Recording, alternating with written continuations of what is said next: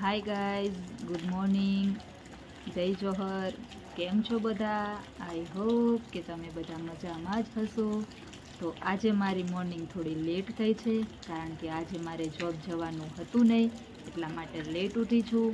અને જોબ જવાનું મુખ્ય કારણ એ હતું કે અમારે ત્યાં વરસાદ બહુ પડે છે અને ગામની બહાર જવાય એવું છે નહીં, કારણ કે રસ્તો બધો બંધ થઈ ગયો છે, પાણી ભરાઈ ગયું છે.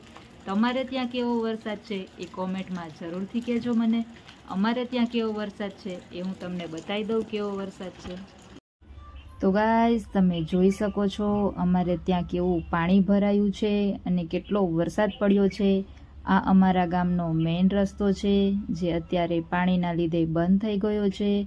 અને આ અમારી નવી નગરી છે, ત્યાં પણ પાણી ભરાયું છે. તમે જ્યાં જુઓ ત્યાં તમને પાણી પાણી જ દેખાશે. તમે જોઈ શકો છો. આ અમારું મકાન છે.